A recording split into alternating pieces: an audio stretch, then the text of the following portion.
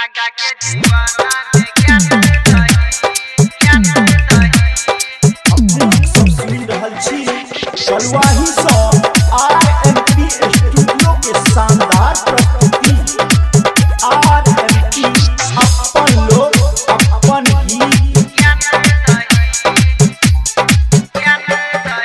मैं जे मंदिर तोहर सजलियो फूल पान से हो चढ़लियो। मैं जे मंदिर तोहर सजलियो फूल पान से हो चढ़लियो। रह मन में जे आस पूरा केला विश्वास, रह मन में जे आस पूरा केला विश्वास। आशीर्वाद दही हमरो पर मागे ध्यान दही, आगा के जीवन में ज्ञान दही।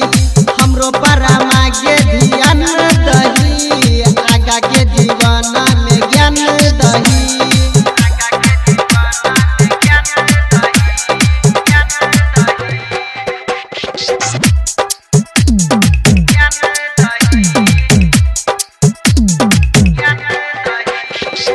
हर एक साला उपास आ रखबो, तोरे चरण के हम पूजबो।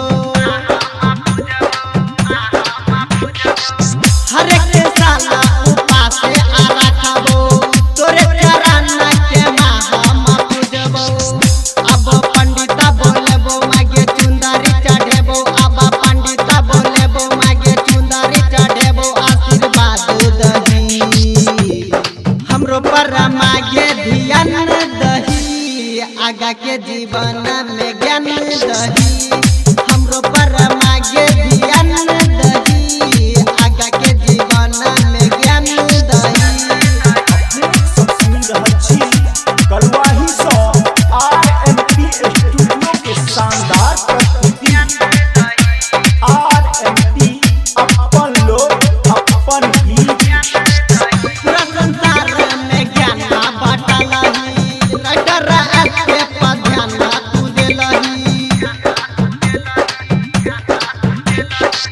पूरा संसार में ज्ञान बाटलही, राइटर के पर ध्यान तू देलही।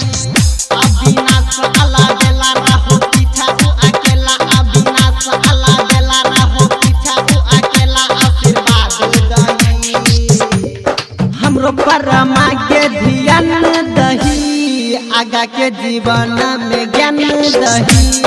हमरो पर मागे ध्यान दही, आगा के जीवन में ज्ञान दही। आरएमपी स्टूडियो के लाल बटन दबाकर सब्सक्राइब करी, संग ही बेल आइकन के दबाना नहीं बिसरी, ताकि अपने सबक समक्ष नव प्रस्तुति अभित रहे।